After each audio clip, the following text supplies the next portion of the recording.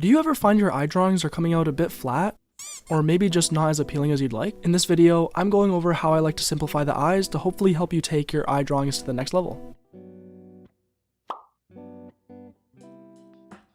So starting at the beginning, the first thing to understand is the underlying forms and how that affects how the eye looks. Looking at Chad here, he's pretty stylized and his forms are somewhat simply displayed, but looking at the underlying skull, you can see that although the style is simple, the drawing is believable because it is driven by the eye socket and surrounding skeletal structure. The eyebrow hump is just the brow ridge on the skull pushing on the flesh. And same for that hump on the cheek, it's actually just the cheekbone. Because the muscles on the face are often thin and almost skin-like, the muscles actually don't drive the forms of the face as much as the skull does.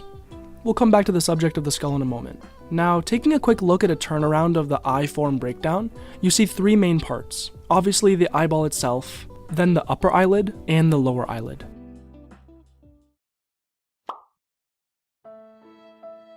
Looking at some real eyes, I'll quickly draw over the forms to show not only how these forms apply to real people, but also how it can vary wildly between person to person. So with the two left drawings, you can see that the upper eyelid is actually being hidden. The top one is being obscured by her brow ridge.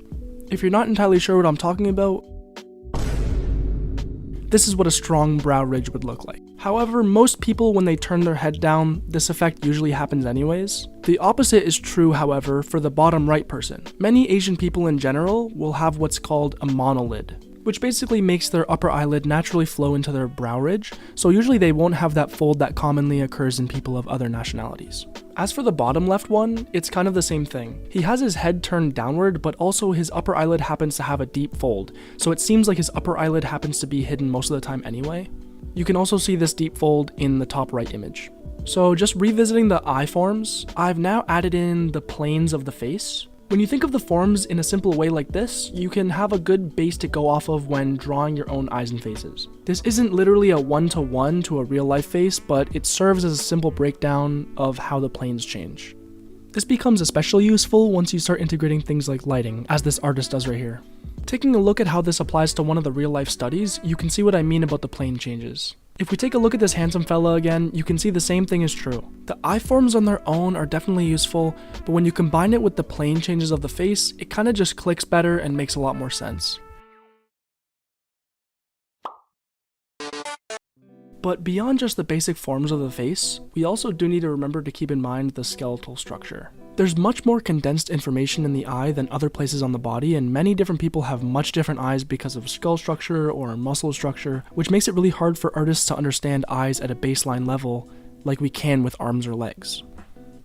Understanding the forms of the skull is step number one.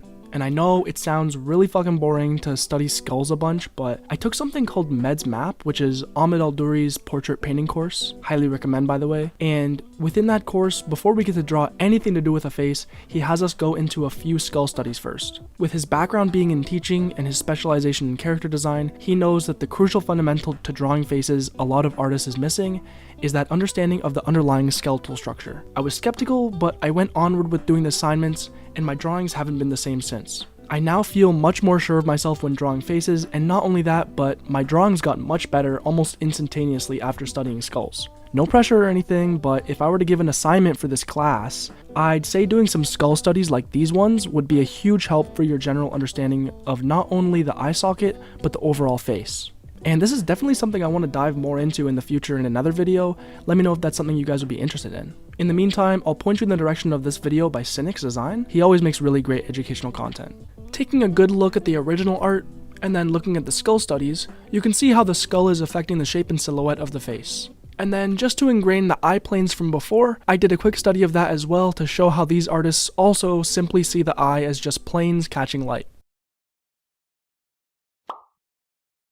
These anime right here are actually pretty stylized, and while there's definitely nothing wrong with that, I actually really love this style, I think it's important as a student to not rely on style for lack of fundamental understanding. But if we take a look at these anime right here, which are slightly more realistic in style, you can quickly see that the planes of the eye and surrounding area are clearly apparent, even in some of the more stylized ones like Death Note.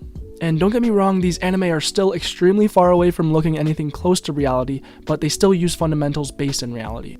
So I'll quickly just do some of my own drawings now. In my previous anatomy simplified videos, I've just done the piece of anatomy on its own, kind of isolated, but I think here it's important to show the structure of the face alongside it, so I'll just be doing face drawings.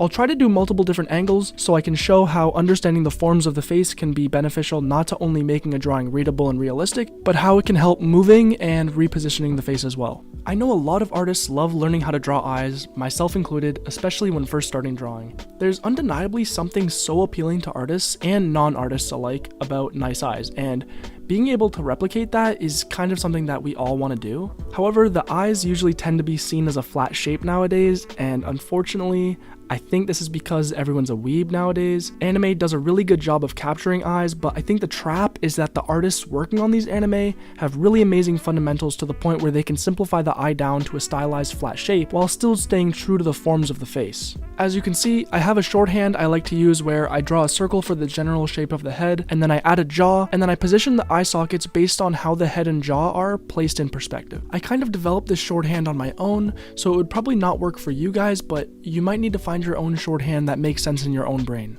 Something I want to mention is that my way of drawing eyes is not the right way because there is no right way. Everyone's drawings are different, everyone likes a different style, and everyone takes a while to figure out what they even want to draw, let alone how to actually draw it. I'm still personally at a very, very early stage of my art journey, and I've got a lot of learning to do, but I don't think that's a bad thing. It means there's still potential to tap into, and I think that's a healthy way of looking at it, and I hope you guys feel that way about yourselves too. Knowing you guys watching are probably watching because you want to learn, I feel like that's something important to mention because I definitely struggled with my early stages of learning, so if any of you feel that way, don't worry, all artists feel that way, but you'll get through it and end up making art you never even thought you could. Here's the final drawings, as well as, once again, some eye forms. This channel is getting crazy support that I really didn't expect, so I really appreciate it. As an artist, I want to spend like a lot of my time actually just creating art, so making this channel is like a fun side project for me, and having all this support really motivates me to keep on going, so seriously, thank you so much. We also do need to remember to keep in mind the skeletal structure. Keep in mind the skeletal structure. Jesus, skeletal structure.